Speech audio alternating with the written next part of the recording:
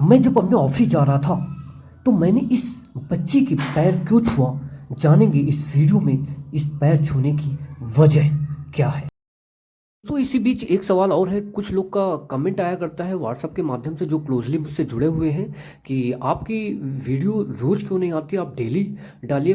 दोस्तों इतना टाइम नहीं मिल पाता कि डेली डाल सकूं, फिलहाल आता हूं अपने टॉपिक पे। दोस्तों इस वीडियो में आज हम जानेंगे आखिरकार मैंने उस छोटी बच्ची के चरण स्पर्श क्यों किया, इसके पीछे की क्या है कहानी आज जानेंगे इस वीडियो में। चरण स्पर्श क्यों किया, इसके पीछे की क्या है कहानी आज जानेंगे इस वीडियो में। कई हजार साल पहले की बात है दोस्तों।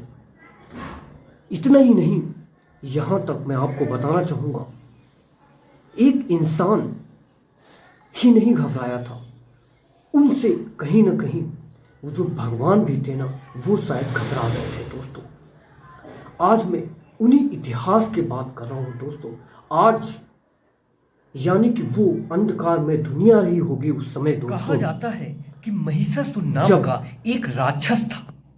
क्या था? राक्षस। और उस राक्षस का शरीर कैसे था ये भी जानना जरूरी है। यानी कि आधा शरीर राक्षस का ही था परंतु आधा शरीर भैंस का था।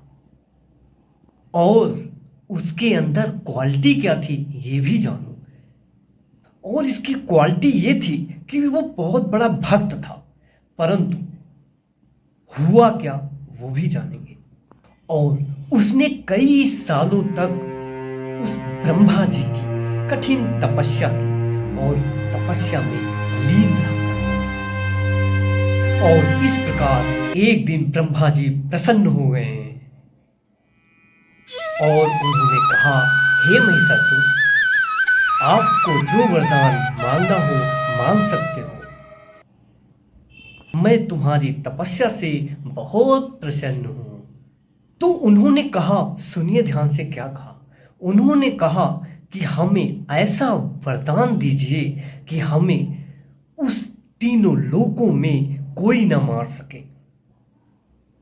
पर ये प्रस्ताव ब्रह्मा जी के पास। तो ब्रह्मा जी ने कहा, हे जीव, परंतु उन्होंने उस बल का गलत उपयोग किया।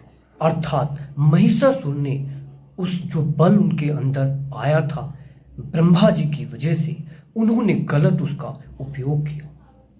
उन्होंने उस बल का गलत उपयोग कर यानी कि लोगों को ही नहीं भगवान को भी परेशान करने लगे। तो फिर क्या, ब्रह्मा विष्णु महेश ने अपने दिव्य शक्ति से एक देवी का रूप दे दिया। अब देवी लेंगी बदला किससे? महिषासुर से। परंतु अभी भी सुनो क्या होगा उसके पीछे। अब महिषासुर जो था, जब उसको पता चला कि वाकई में अब देवी जैसी रूप आ गई है और अब शायद मेरा बचना मुश्किल हो जाएगा अगर मैं इस प्रकार अत्याचार करूंगा। फिर महिषासुर दिमागी था, ठीक है, क्योंकि उसके भगवान ने उसको दिव्य रूप पहले ही दे रखा था। ठीक है, उसको भगवान ने वैसा आशीर्वाद दिया था, यानी बल दिमाग भी था। ठीक है, उसने क्या प्रस्ताव रखा सुनिए ध्यान से। उन्होंने कहा देवी मां से कि तुम मुझसे शादी कर लो। देखो दिमाग महिषासुर का। अब क्या, देवी भी शक्ति रूप था उनके अंदर। उन्होंने कहा कि ठीक है, मैं तुमसे विवाह जरूर करूंगा। सबसे पहले आपको मुझसे युद्ध करना होगा। अगर आपने युद्ध में मुझे परास्त कर ले गए तो मैं आपसे विवाह जरूर कर लूंगी। और इस प्रकार होता है मां दुर्गा और उस राक्षस महिषासुर के बीच युद्ध। अब तो जीतता कौन है? मां दुर्गा। और आज हम उन्हीं मां दुर्गा की पूजा करते हैं। दोस्तों इस प्रकार मैं लेता हूं माता दुर्गा जी का आशीर्वाद और चल देता हूँ अपने आगे सफ़र में। तो देखिए आगे सफ़र कैसा।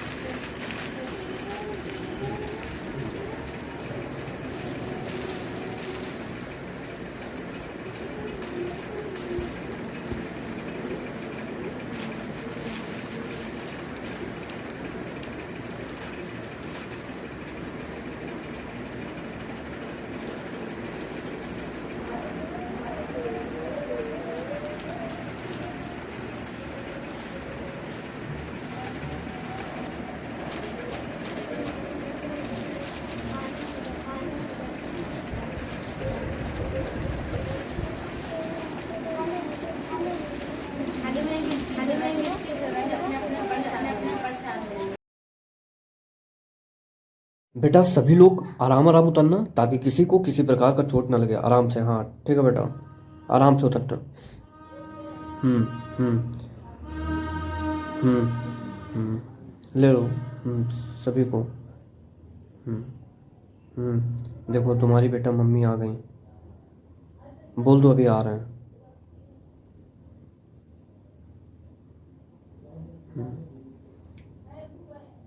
आराम से बेटा, आराम से।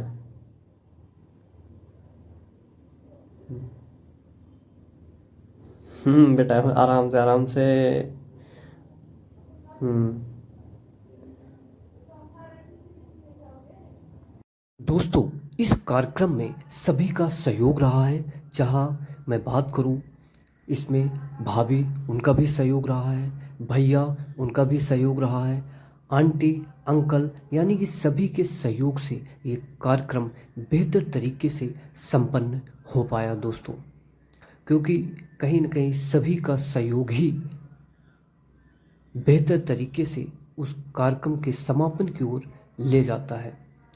तो चलिए, तो दोस्तों इस प्रकार हम करते हैं उस कार्यक्रम का समापन। और करता हूँ लास्ट में अगर इतना ही कहना चाहूँगा, अगर आपको वाकई में ये वीडियो अगर अच्छी लगी तो इस वीडियो को लाइक शेयर सब्सक्राइब जरूर करें। चलिए इसी के साथ मिलता हूँ नए वीडियो में, तब तक अपना ख्याल रखें। Thank you, wish you all the best.